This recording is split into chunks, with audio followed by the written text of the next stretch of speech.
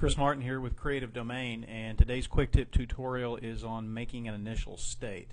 So here we are in Realflow, and we have a cube.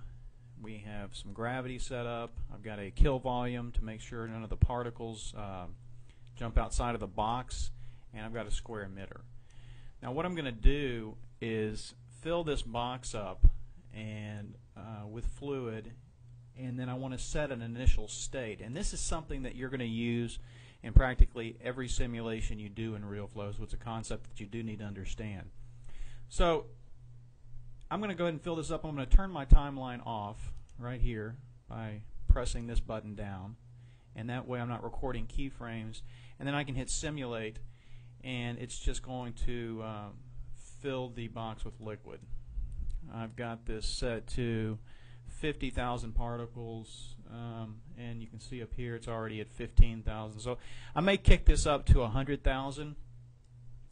But the general idea here is that if you're going to do a simulation, this water, you can see the blue represents somewhat settled water, the white represents, or I should say fluid, represents fluid that is still really moving around and has a lot of life and a lot of activity to it.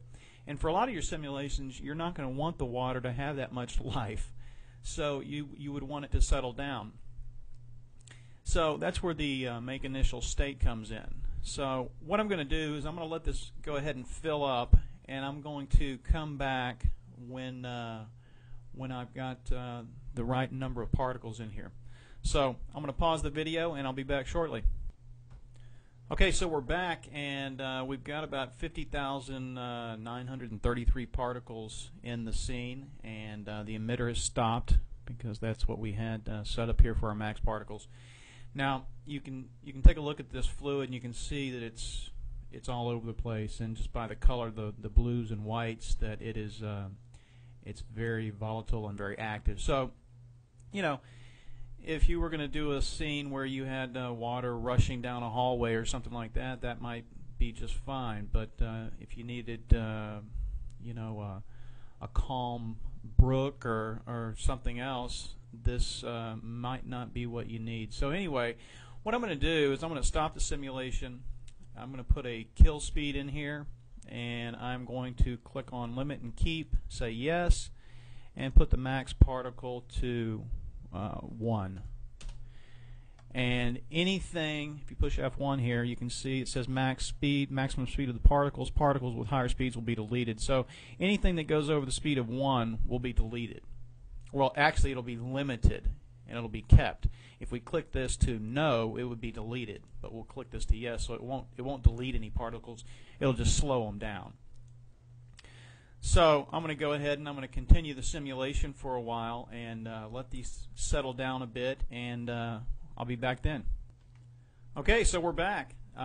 This has been about an hour of simulating, and you can see that the fluid has settled down considerably. It's still got some white in here, and really, you could let this go for.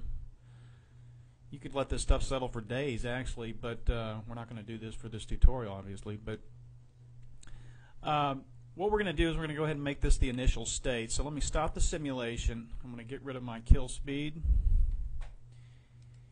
and we're going to select the square emitter. We'll come to initial state. We'll say use initial state yes. Click make initial state, and then here is the important thing to remember. Next to the reset button, there's a drop down. Click that and say reset to initial state.